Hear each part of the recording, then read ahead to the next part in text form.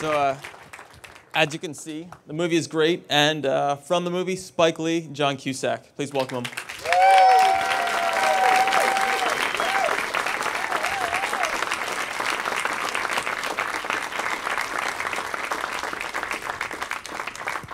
Hello. Hello. How you doing? Right.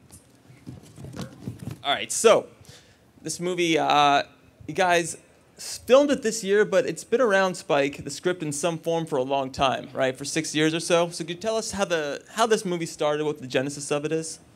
Well, Kevin Wilmot wrote the original script. It was called, at the time, Got to Give It Up. It was an adaptation of the Aristophanes' play Lysistrata, and we were unsuccessful to getting it done. And a year ago, I called him, let's try it again.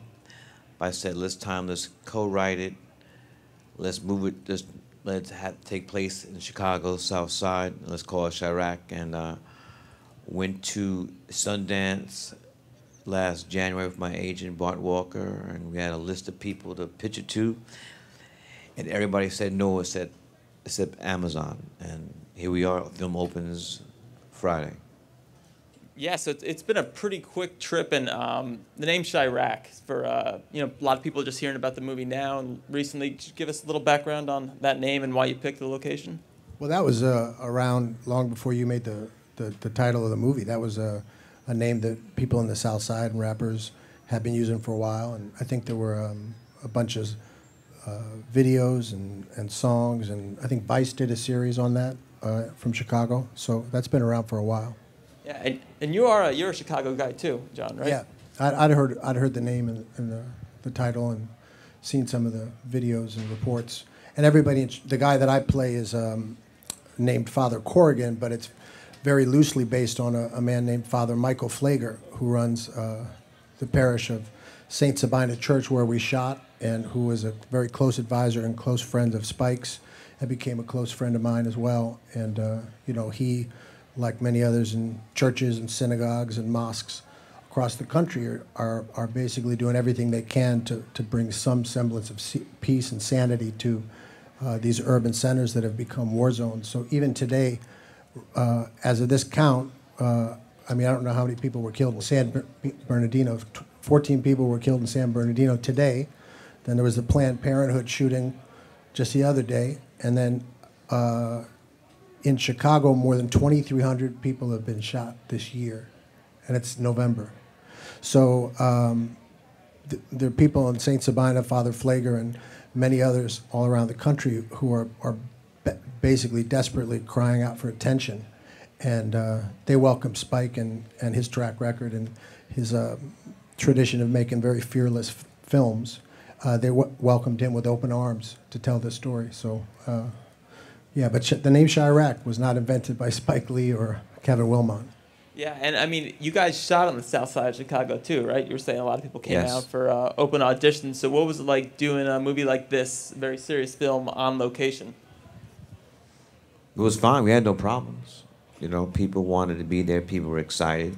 As John mentioned earlier, we had an open call, St. Sabina Church, for extras, background. 5,000 people showed up, and many of the people made it in front of the screen from that audition. So it was a moving experience, but it was a movie.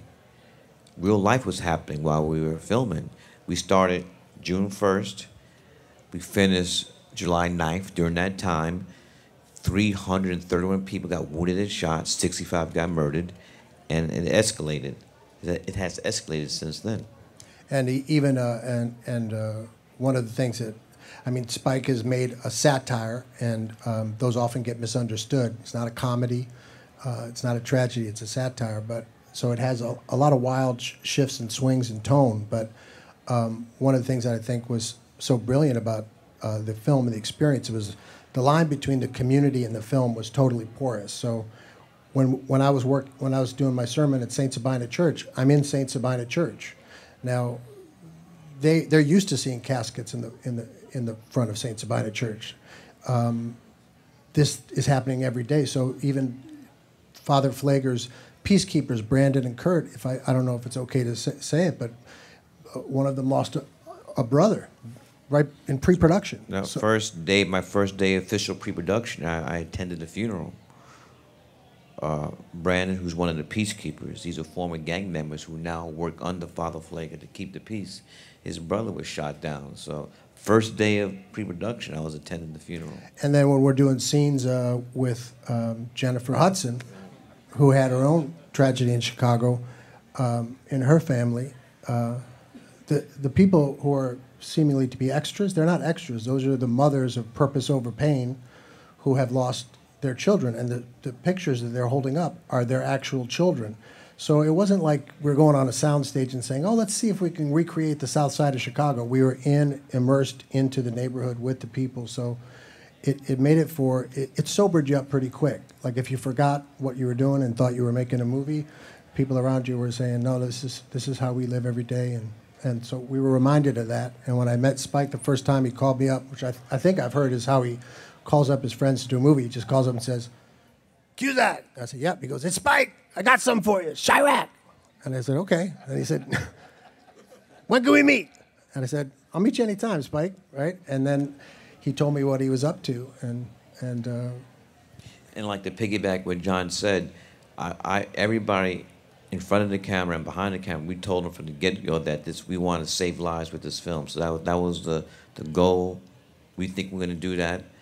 This film comes from a righteous place, a spiritual place, and we put value on human lives. And we're also trying to really get to these young brothers who are okay if they die before the year. Before they're 18 years old. Yeah, and when as I said, he said, I'm doing Chi-Raq. He goes, look, nobody's going to get paid. The only reason to do this movie is to save lives. And I don't think that's from a messianic point of view, but if Spike or other artists didn't believe that art had the possibility to actually be a voice for change, then we wouldn't do it all, you know, or maybe we would. We try to get rich doing it, but we also have a part of us that know that, you know, art is supposed to affect change. Well, and when we spoke a couple days ago, Spike, you mentioned Nick Cannon, who's great in this movie. It's you know, he plays a gang leader and a rapper, and he's phenomenal. And you mentioned he got some undue criticism for you know, you can talk about it, but you made some real comments about you know, people saying about Nick Cannon and maybe he wasn't from Chicago. Well, there was some blowback about the casting of Nick Cannon, specifically coming from Chicago rappers, the fact that he wasn't from Chicago. He's soft. He hasn't killed nobody. He ain't got bodies on him. He's not in the corner slinging. And this is the thing that really got me. He's not a savage. That's the new term. The new aspirational goal.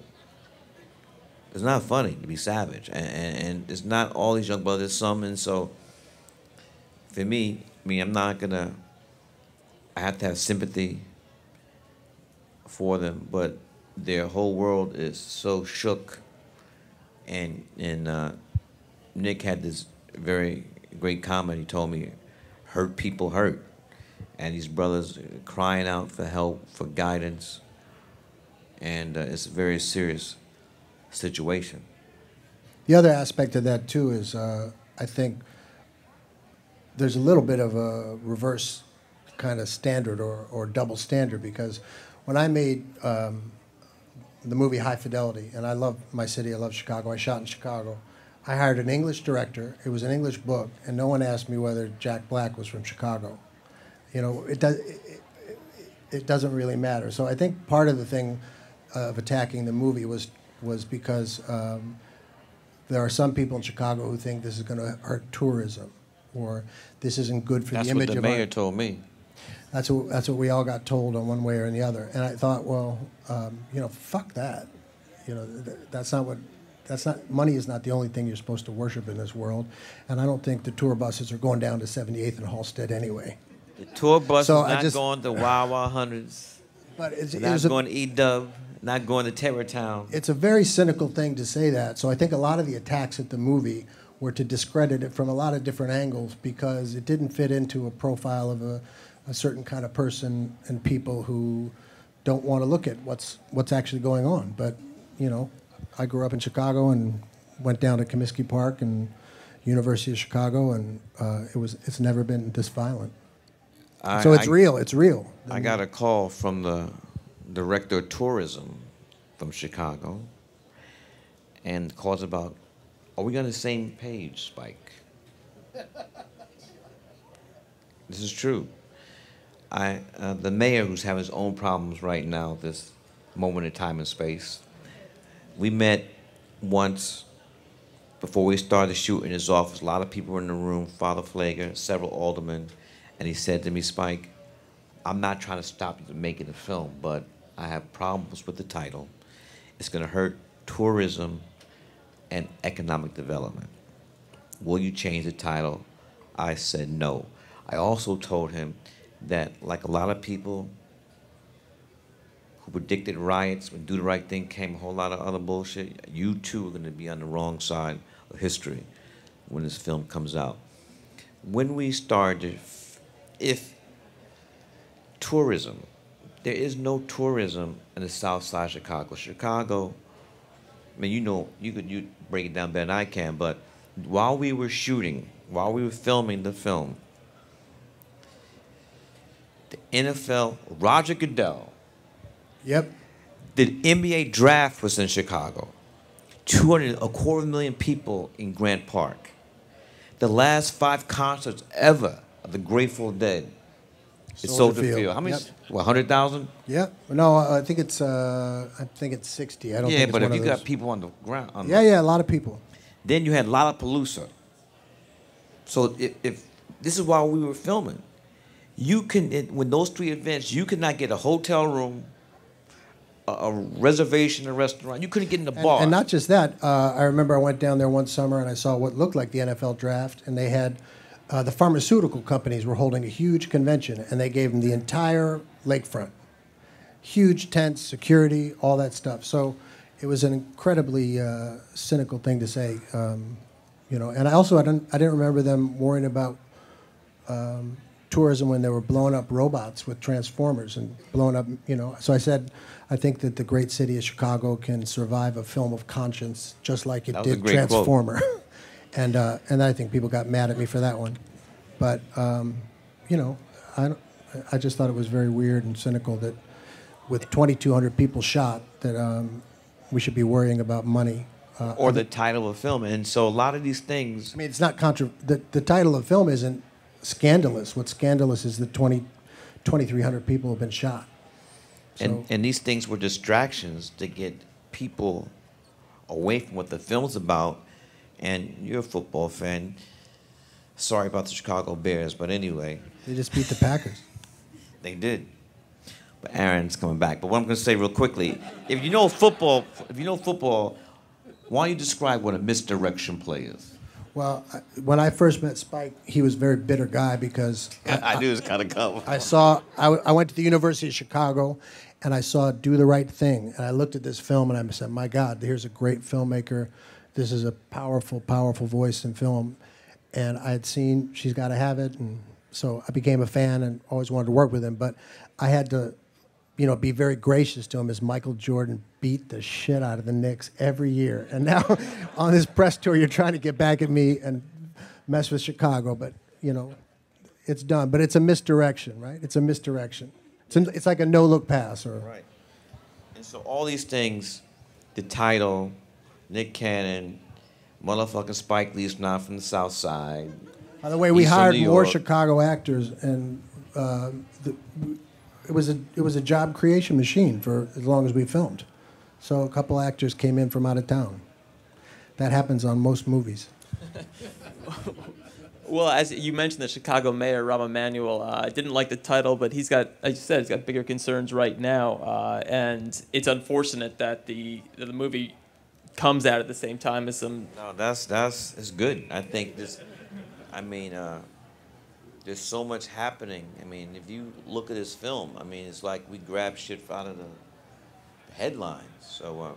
And actually, Spike was as we were shooting, he would. I think it was, remember the Okay.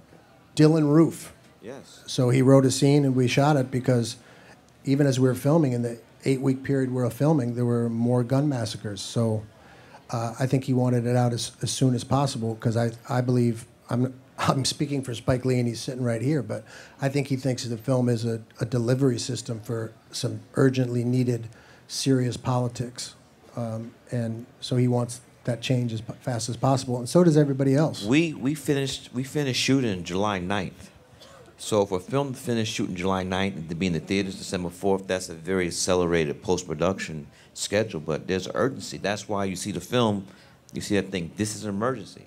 This is an emergency, and here's the thing.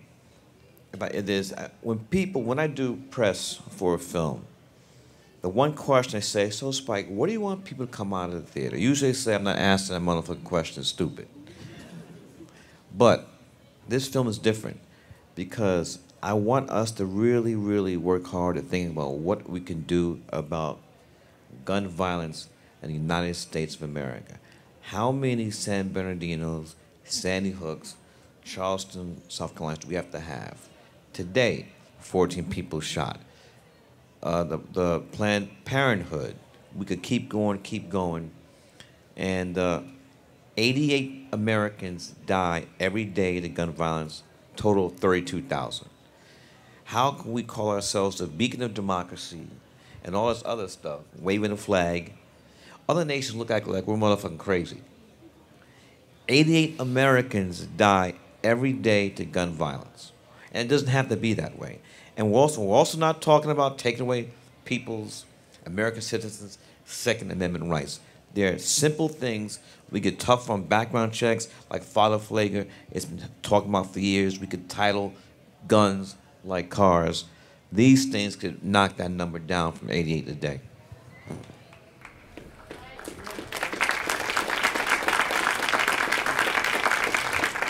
And I mean, the solutions are there, and you know, the org that was supported you last night, your march, everytown.org. You know, you don't have to agree with everything they say, but these gun reform laws are pretty universally talked about and have been brought up for years.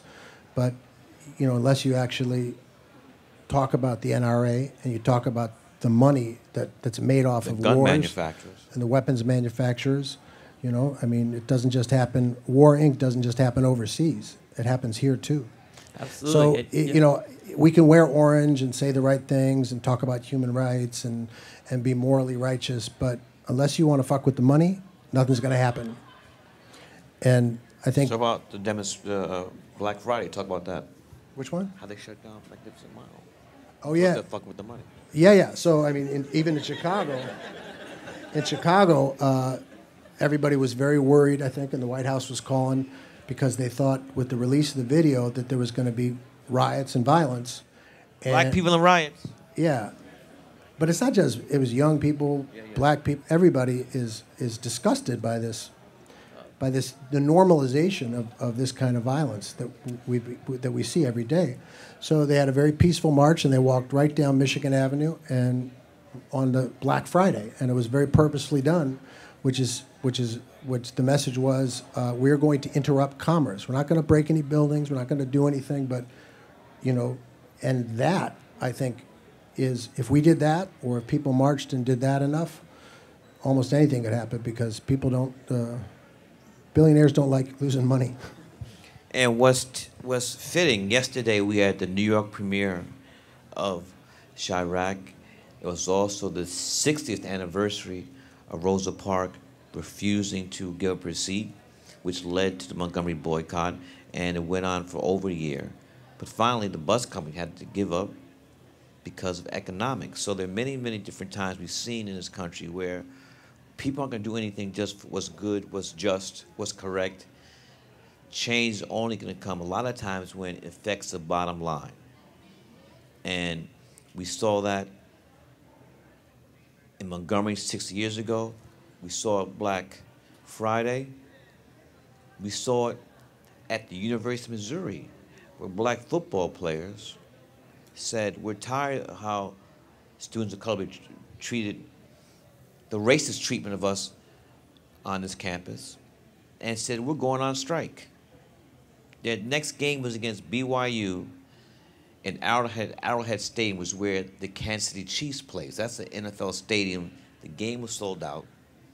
They're going to lose $1 million plus many more the rest of the season. There was going to be no games. And the board of trustees got together, and they told the president, motherfucker, you got to go. Those, for football, I mean, and I really think, I could tie that, for me, I think that started with Black Lives Matter, because Missouri, I mean, they're not really a powerhouse, so they recruit from in-state. St. Louis, Ferguson, so I think that stuff went from Black Lives Matter, University of Missouri, the president had to resign, the chancellor, and that has sparked activism all across colleges and universities just from what happened at the University of Missouri. Again, it came down to money. They were going to lose $1 million against the next game, BYU. Board of directors, the board of trustees said, out of here. You know, But that, it also gets to a larger question, which is the ability to strike and affect capital that way and to organize is, that's been under siege in America for a long time. So it might not be the right forum to talk about those politics, but I do think if you're going to talk about this, it's not about just wearing an orange vest. And it's not about just being, pro-life and anti-assault rifles. You have to actually talk about the money and follow the money.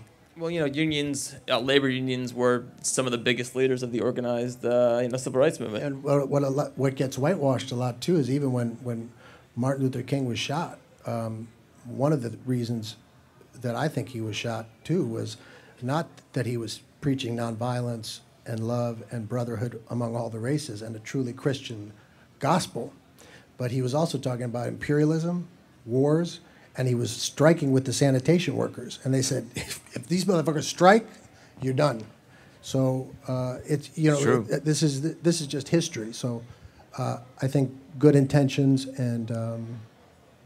only bring you so far, and I don't think you're going to do it on it's not going to come from the top down. But I think if people demand it, maybe we can do something. But I don't know what else can you say when 2,200 people get killed and we're worried about tourism. Or 2,200 people got shot, so only 500 people have been murdered in Chicago. That's the reason why me and His Honor had different opinions, because for me, a human life is worth more than the dollar amount. And this goes back to do the right thing. I know many of you were born after that, but I'll let you know this. Do the right thing was like a litmus test if you read the reviews, and you could tell politically where people were. If you read the reviews of Do the Right Thing, where they were lamenting the loss of white-owned property, Sal's Famous Pizza burned to the ground, and not one mention Ray Raheem, that automatically tells you they put where their values are, white-owned properties over supposed young black thug. So this is where we get to with these gun manufacturers. But they value, when we get the politicians who are, like you said in the film, who are in the cahoots with the NRA and the gun manufacturers, they're putting profit over human lives. Yeah, that's true. And John, you give when you guys say, what else do you say when 2,200 people get shot? You give a real barn burner of a sermon, which Father Flager has said I've heard it said in person. Has anybody seen the film yet? I think we need to show a clip of this sermon. His it's scene. incredible. Come on, give it up. They haven't seen it, but the real guy you should see, Father Flager. Look him up on YouTube. Yeah, I think let's watch the clip and then talk about you talking with him, because it's an incredible scene and he's an incredible guy, and so we should recognize that. So. Father Michael Flavor, living saint, Saints of Minor Church.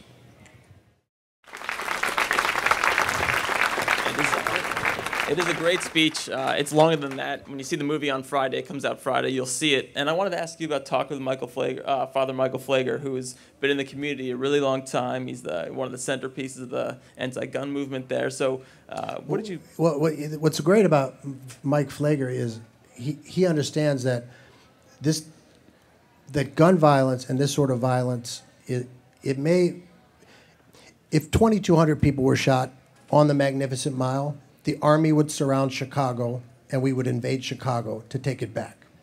So the fact that the people who are getting shot are in the primarily poorer areas, blacker areas, the western suburbs, this discussion may begin with the race element, but ultimately it comes down to class and economics. And Malcolm X said that, right? So many times. So he doesn't blame the police. He doesn't blame white people. He blames anybody who's doing the killing and anyone who's profiting on the killing and anyone who's staying silent about it. So across the spectrum, he is asking for accountability across all spectrums of society. So these divisions we have, I think, about it are non-existent. So I think he comes from a Jesuit Catholic liberation theology, social justice movement. He was as a young teenager, he saw Malcolm X walking down Martin Luther King walking down the street, and people were hitting him with rocks, and he said he was going to be a priest and devote his life to nonviolence. And he's not, it's not about the cult of Mike Flager or Spike Lee or anyone else. There are a lot of people doing this kind of work all over the place. But I think he, like the Berrigan brothers or the current Pope, he has a real strong sense of social justice that's been lacking from the church. And he believes the church should be a dangerous church. He believes it should be out on the street, and he believes it should be doing everything it can. And he's a radical cat. I mean, he puts bounties on people's heads from church. I mean, he puts a $5,000 reward for information leading to the arrest of any killer. He does some incredible things. And he really doesn't care what you think of him, because he's the one who is consoling the families and doing the funerals and the christenings, and he's living in that community. And we should make more stories about more Michael Flagers all across the character that all across the states that John played originally became more Michael Flager when we were shooting, but in pre-production, I was at Kevin Wilmot and I, the co-director, we were also thinking about Carl Malden's role in On the Waterfront.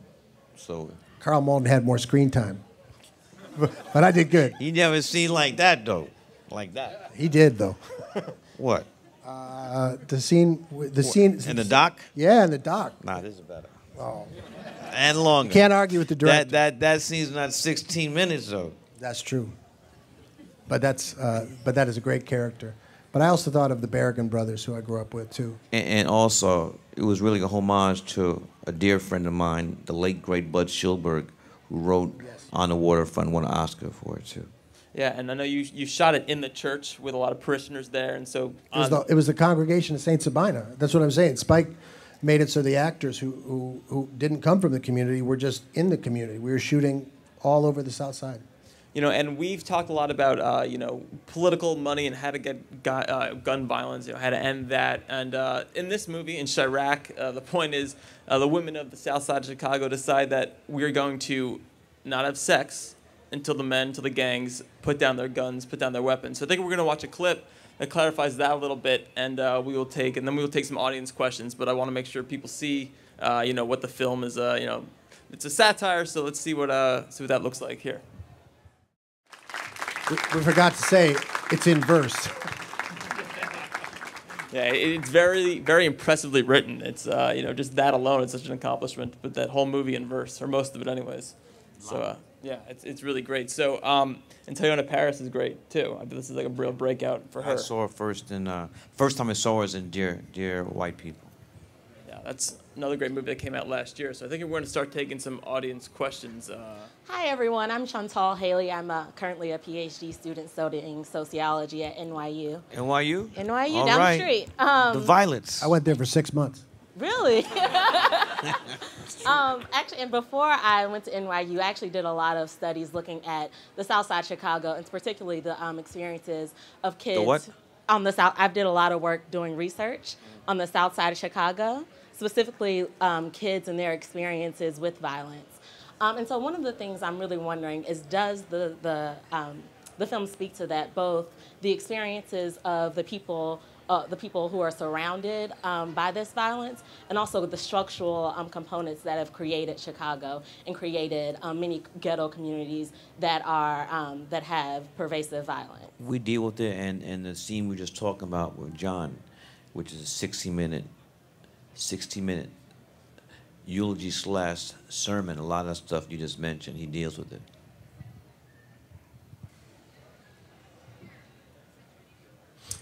Also, I can just add to that too. One of the things that's so frightening to me was when you would talk to people in that community, and it's, you know, I live downtown. It's in a nicer, richer part of town, and you know, it only take me 20 minutes to get to the south side if there's no traffic, and in there on my Vespa. He was coming to the set sometimes on a Vespa without a helmet. He tried to tell me I couldn't ride, and I said, "Look, Spike, I love you, but I hate traffic more, and I'm a grown man. I know I should." Thank you. There's not a law there. There isn't, but what they were telling me, what Father Flager and the community was telling me is, it was when they're going to high school in the South Side and the surrounding western suburbs, they leave seats open for the people who've been killed, and they have memorials already ready, and they say to people who are in grade school, they say, "Well, what do you want to be when you grow up?" And they say, "Well, I want to be alive." And this is not like poetic, hyperbolic shit. This is actually happening right now. So I think your point is that even people who aren't physically maimed or wounded are living with PTSD. They're living in an unnatural state that no child should ever have to. And you know, you could even make an argument deeper than that, which is, forget all the Americans that have been killed in these wars. What about the places that we bombed? So violence is just normal. You know, we kill and we plunder, we do what we want, and it's reaching our communities, and it's reaching the privileged areas of the communities too with the gun violence. So that's me not speaking for the film, but I think that's a very real thing. People are just living in a state of fear and in a state of PTSD. It was to piggyback on what, I mean, I've never heard, you know, you're leaving, say, "I'll see you later." It's not see you later. Be safe. Be safe. Be safe, be safe, be safe. Mothers would tell me, they say, "Spike, every time my child leaves the house, I pray to God my son or daughter returns to our homes." Because I mean, it's a war zone, and no one's really done it. Another pick up on what you said, this post-traumatic stress. When you're children, elementary school, one day your classmates there, you come back the weekend, come back Monday, empty chair. So they're not really getting counseling on how to deal with loss like that. So I mean, people, and even the younger cats, like we have a scene in a film where Nick Cannon's character is pouring lean, the cough syrup, you mix it with the Sprite, and you throw some watermelon or grape Jolly Ranchers, and it's self-medication. It's self-medication. The guy is drinking lean, he's smoking, they're on pills. It's sad. So you say the goal of this movie is to save lives, which is very commendable. And I work in behavioral neuroscience, and when you see a film like this, it's very topical. There's three main reactions, right? There's a standstill, nothing happens, a backlash, it moves in the opposite direction, or a revolution. And what is it about the way that you crafted this film that you think will spark a revolution and not either of the other two? Well, number one, I believe in my craft. I believe my storytelling. I believe the great actors that I cast, and we have a righteous cause.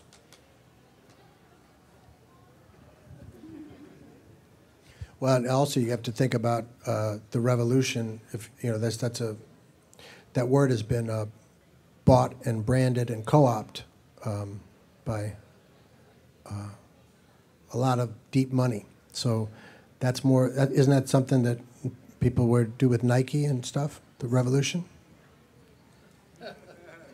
You know, as I said, the revolution is only going to, anything that's going to, real change is going to have to be from the bottom up. It's not going to be you listening to me because I'm a movie star or give a fuck what I think.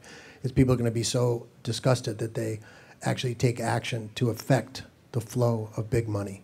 That's it. So if this is part of that conversation, that's good enough reason for me to do it. It's good enough reason for me to do it that the people in the south side of Chicago feel like they're not invisible and nobody gives a fuck about them.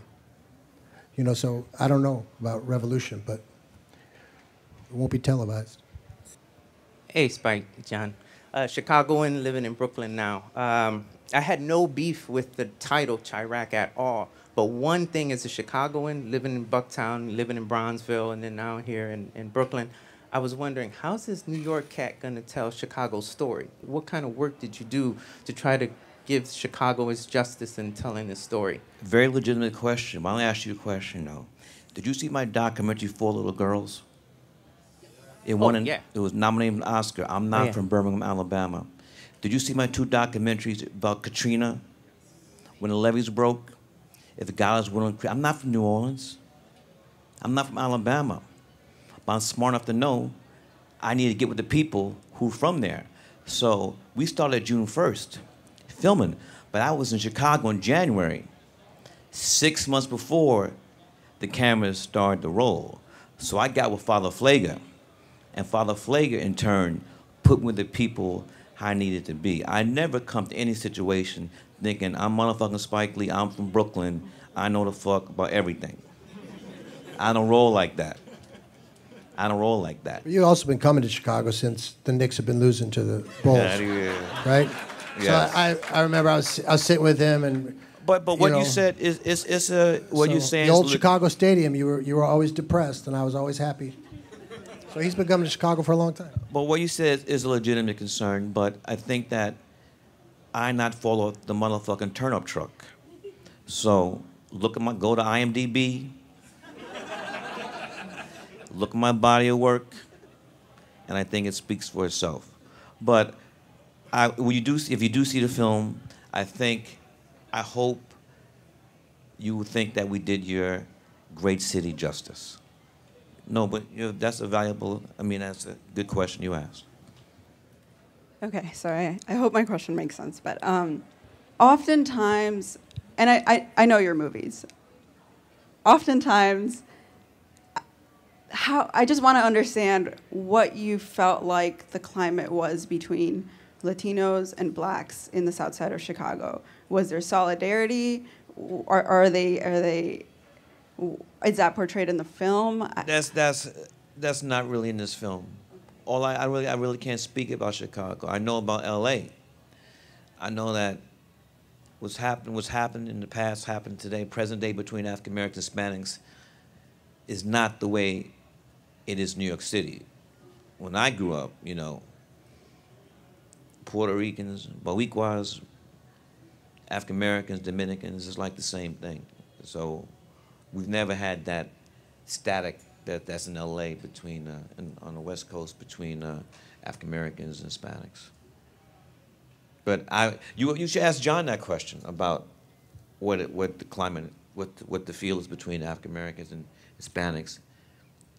Well, yeah, there you go. Give him the mic. That's right. Give him the mic. So the situation is, Uh-oh. right? The situation is. So we had Chewy running for mayor, but the problem is since Harold Washington, he was the first person to actually really bring everybody together. So he brought blacks, Latinos together. But after he died, it just broke apart. People tried Mysterious to death too, right? yeah. And so that's kind of what happened. So when we had Chewy running, people were like, oh, I don't know. So it's like plantation politics that goes on in Chicago to a large degree. So unfortunately, the communities are suffering from the same problem, but no one's ever really uniting in that. Puerto Ricans do their thing, even Mexicans do their thing, black folks do their thing, white folks do their thing. And it's, unfortunately, that's kind of what it's like. It's not as fluid as it here in New York. Also, people are more segregated.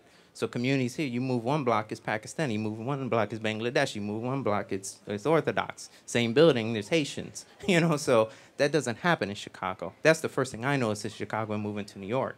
It's definitely much more of a fluid mix. The other thing that happened, you know, I think since I was growing up in Chicago is that usually when you'd hear somebody getting killed, or if there was something having to do a killing around race, there was always either an obvious racial element or there was an economic element, right? It was about money or it was about business.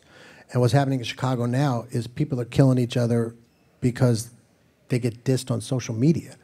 It's madness. I mean, and so there's all these components to the politics, but I think it has to do with communities that don't have a real economy. It has to do with going from third-rate schools to first-class privatized prisons. I mean, it's no one soundbite. There's a lot of big politics around these issues, but what's different now is that it's just mayhem block to block. Do you think that's fair? And the reason why that is, back in the day, this stuff is addressed in the film. Jeff Ford, cast like that, they were gangsters, they were killers, but they had a code. They had rules.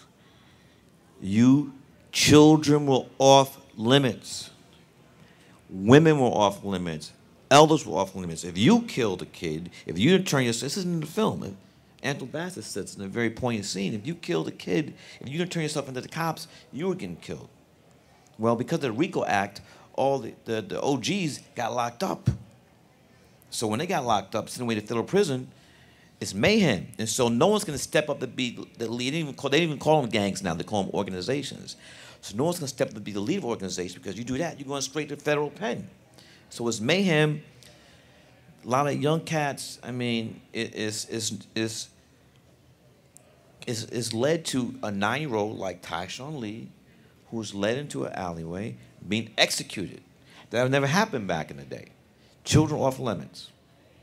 So and then if you kill me, then I'm going to kill your mama, your grandmother. I don't care. I don't give a fuck. I mean, you kill my relative, I'm killing your whole family. That's the. Or you don't. I mean, you know, Brandon and Kurt were telling me things. You know, that somebody doesn't like what someone says, and they just go to a graduation party and start open fire. So it's another thing I didn't understand. It's gotten even crazier than I've ever seen it. What John touched upon before, I did not know before I got to Chicago that you could be killed by what you post on social media. If you put something on social media that somebody thinks is out of pocket, doesn't come correct, Twitter, Facebook, or Instagram, you could be killed. That's why at the beginning of the film, we have these tweets and stuff like that. Hi, I wanted to know if there were any specific events happening either locally in Chicago or nationwide that kind of had you want to stop shooting and figure out a way to incorporate it into the film. Yeah, we did one of the scenes with about the Confederate shooting with Dylan Roof. Yeah. I came in the next morning and Spike had new pages. There's a scene in the film that is about Dylan Storm and his active. Dylan Roof was his name, or I can't remember. Storm. The killer for Dylan Storm Roof. Sorry. Yeah.